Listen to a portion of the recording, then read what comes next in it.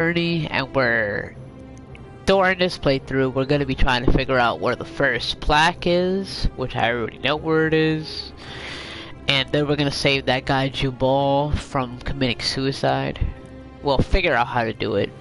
But yeah, let's get to this. It's red here, and I really like this game.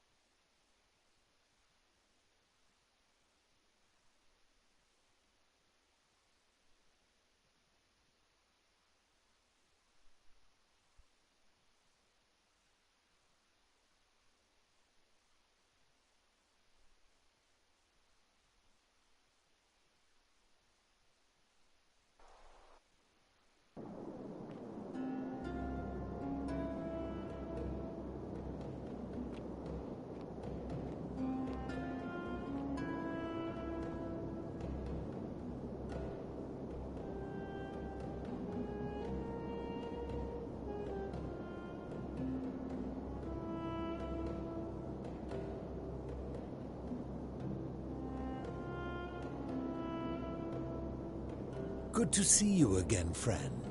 Did you find what you need? You mean, how did I end up living alone in this cave with nothing but these relics of the past for company? It's a long story. I was a quarrelsome young man. At 19, I left Corinth for Rome to study rhetoric at one of her finest academies, so I could argue more forcefully. Back then, I used to enjoy verbally sparring with everyone I could, and I was good. One night, I found myself in a tavern in an argument with a drunken mercenary. It became heated. He drew a gladius, and I won the argument, but lost my life. I woke up on the banks of the Styx at a campfire opposite Karen. Of course, I tried to persuade her to let me return, but even with all my skill, I failed. I settled in, made friends, and learned what I could, quickly realizing our little community faced certain death under the Golden Rule. So I began looking for a place to hide underground. Fortunately, I found this place waiting for me. You see, I was not the first to take refuge here. I returned to my friends above, persuaded them to join me, and 12 of us descended for the last time, to live out our days hidden from Hades' tyranny. They are one and the same. The Romans call him Pluto, but long before that, my people called him Hades. My generation was wiped out, turned to gold, many years ago. My friends and I were able to avoid the same fate by hiding down here. I think it's safest to assume that if I was to return, Hades would realize that his furies hadn't finished the job, and he'd send them after me again.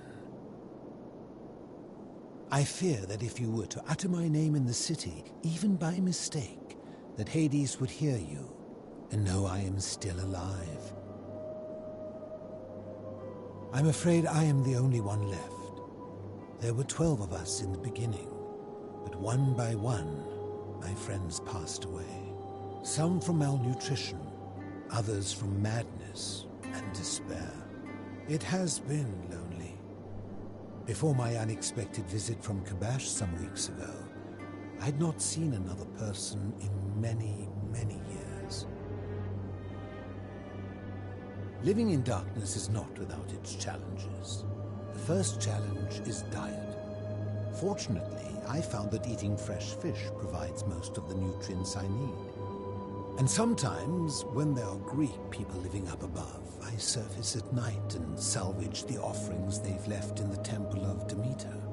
The greater challenge is the isolation, so I like to imagine arguments, where I argue both sides. But, like so many things in life, arguments are better with a partner. As you wish. If I did, would I be living like this? Did we not discuss it at length already? Oh, I see. You're toying with me. Ha! You seek the plaque bearing the Egyptian inscription? It is a cursed object, and I would be happy to give it to you, if Kabash had not already taken it. I will tell you, but you may find him hostile. To prepare for your encounter, there are certain things you must know. Very few know this, but before the Romans came to this city, it was once entirely Greek. The architecture, the temples, and the people. When the Romans came, in typical fashion, they claimed it as their own, built over everything that could be built over, and renamed the things that could not. Thus, the shrine of Persephone became the shrine of Proserpina. And when they found an obelisk bearing the name Hades, they tore it off and replaced it with Pluto instead.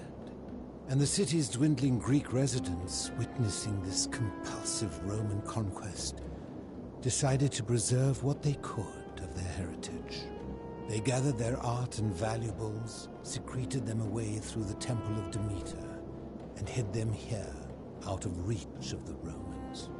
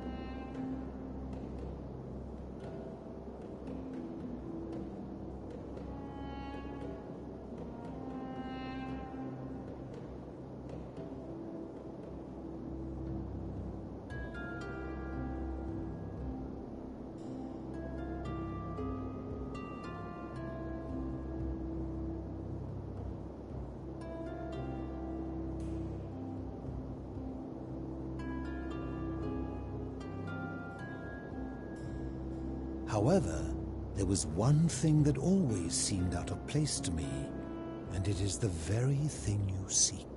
An even older plaque bearing an Egyptian inscription.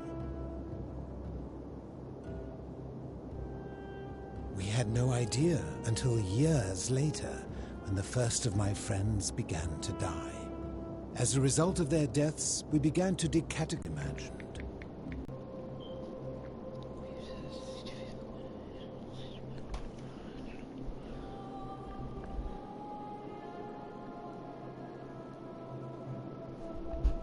Alright. There are certain things you must see for yourself. Sounds Take cryptic, this but good key. enough for me. You'll need it to open the gate.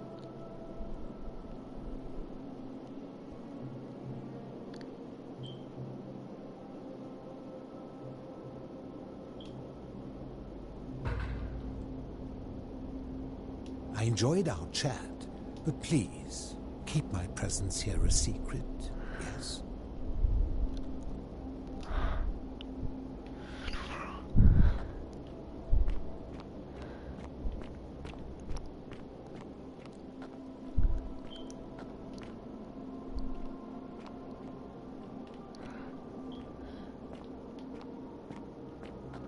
Ah, you've returned.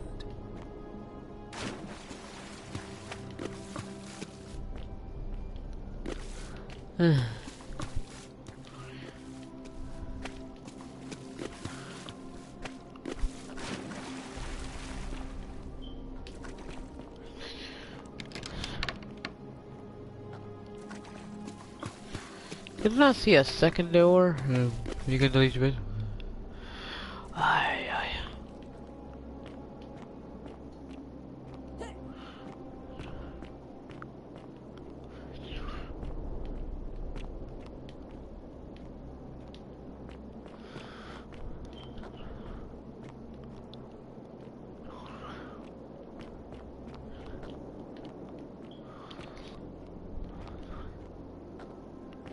Ah, you've returned.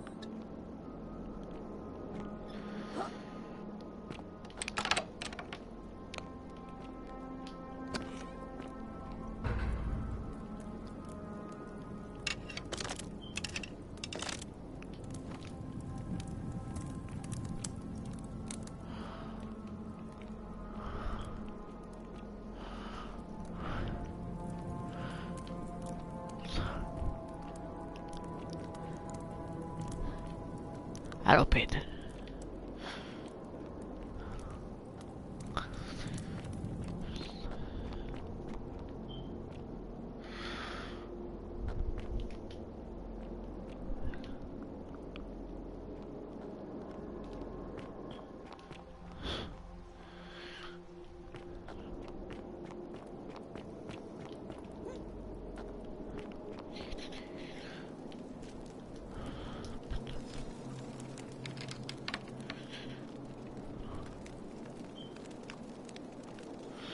Huh.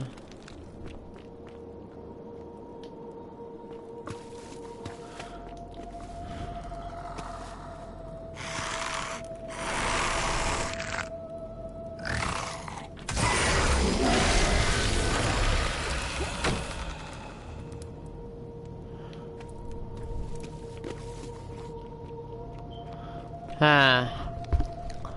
Damn things.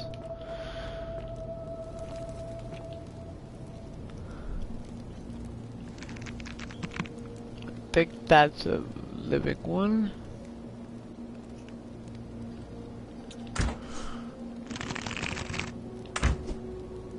It didn't work, so I guess that one's not alive.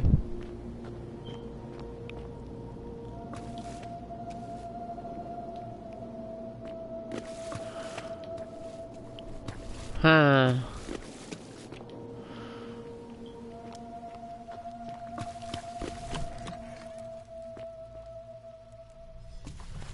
Wait, don't I recognize this place?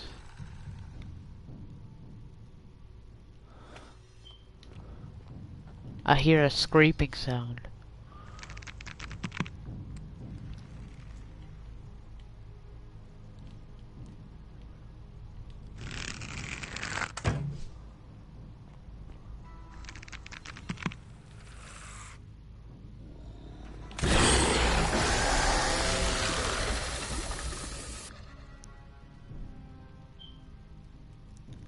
God damn, there's so many of them.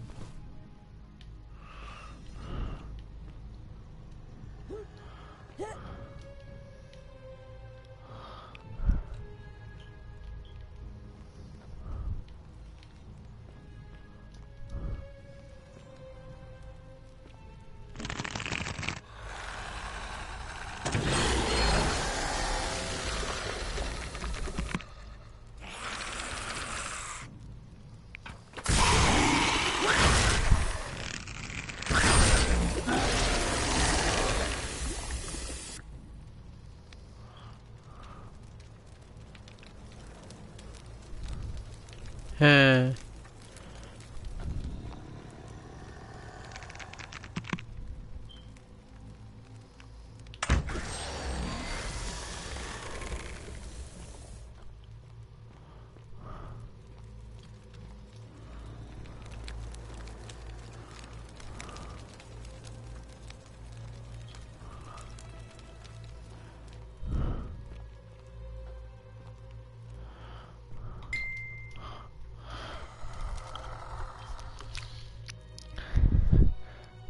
I do?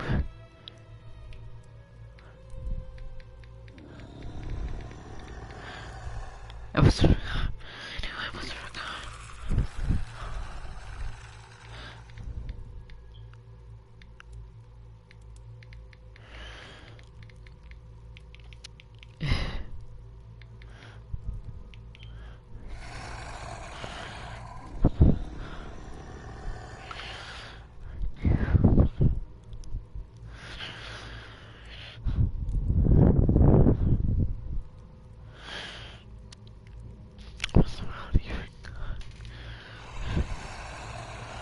I have memory issues.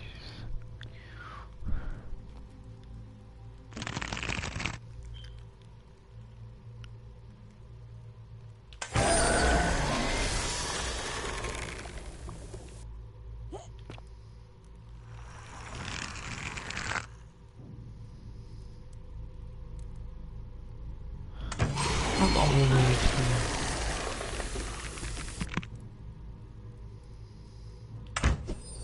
Ah, well.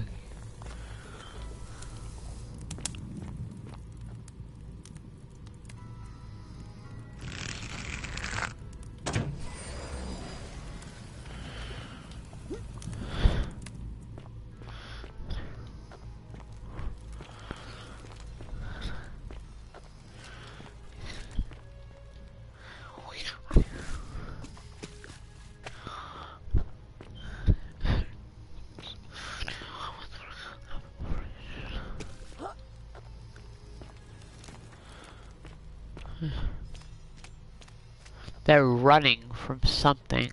What are they running from? Are they running from those creepy little things? That must be Gabosh. I'm gonna keep my weapon out just in case. Stop! Do not come any closer. Who are you? I am Kabash. And let me guess. Another Greek or Roman come to loot and plunder the resting place of my ancestors,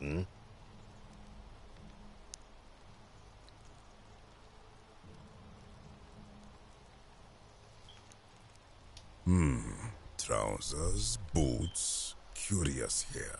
No, I suppose you do not. Then what do you want? To what end?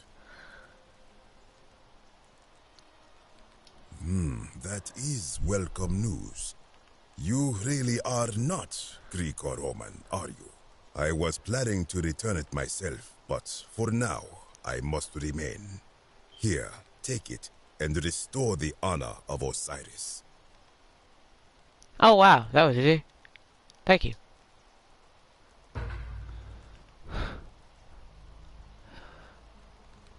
Now, as for the other plaque.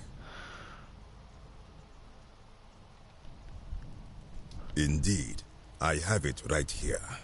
I stumbled across a collection of dusty curiosities while searching for a place to hide from the hungry children of Amit, and there it was. You may not. In fact, I am about to destroy it. Because it speaks a treacherous, blasphemous lie. I will tell you, but first, do you know what this place is?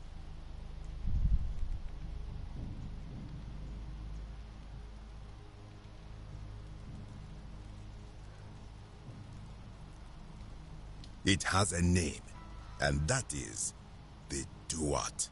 See what has become of it. I have been down here for weeks, piecing together its story, and here is what I have learned. As Egypt declined and the Greeks had their turn to flourish, their souls came here in great numbers. But instead of adopting our ways, they copied and corrupted them. When they found the obelisk bearing the name Osiris, the true god of the underworld, they desecrated it, removing his name and replacing it with Hades. Even the ferryman of the dead, known to my people long before as Kerti, they renamed to Keron. As if that desecration was not enough, they built over this place, using it as the foundation for their own underworld, so that ours was forgotten. My only solace is that the Greeks then suffered the same fate when the Romans rose to power, renaming Hades to Pluto, and the cycle began anew.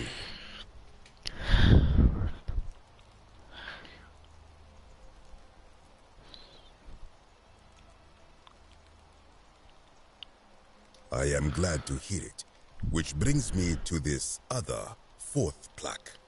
It is inscribed with a script I do not recognize, but it is ancient, almost as if it is older than the plaque bearing Osiris's name. But if that is so, it would imply the gods of Egypt are mere imitations too, copied and corrupted from an ancient people who prospered even before us. And that my people did to them what the Greeks and Romans did to us. But this, That was easy. I cannot accept. I sense a deception. Perhaps it is the work of Set, the usurper, seeking to undermine Osiris once more. You will never know. This work of sacrilege must be destroyed, thrown into the black abyss below in Osiris's name.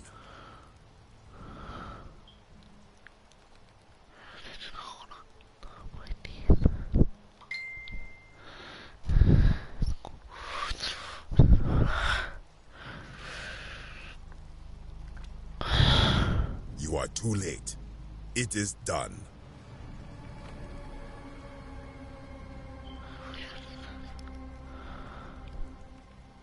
It could not have gone any other way. It was Osiris's will. Now, the thing of evil you sought is gone. Why are you still here? I am from Rakotis, which you may know as Alexandria, the name of the city the Greeks built over it. I was a fisherman, like my father before me. Since the Romans had taken over from the Greeks, I took the opportunity to learn Latin and eventually traveled to Rome. When the fires broke out last year, I tried to help. I gathered terrified locals into my boat and led many of them to safety farther along the Tiber. On my 7th trip, a passenger demanded I wait for his brother. But we were full to almost sinking, and smoke was all around us. I told him his brother would have to save himself, and he tried to bribe me by placing a coin into my hand. When I refused, he drew a dagger and thrust it between my ribs. I awoke on the banks of the river to a stranger wearing a ram headdress. He said his name was Kirti, and at the time, I simply thought him odd. It did not dawn on me until much later that he was the Kirti, the ram-headed ferryman described in the Book of the Dead.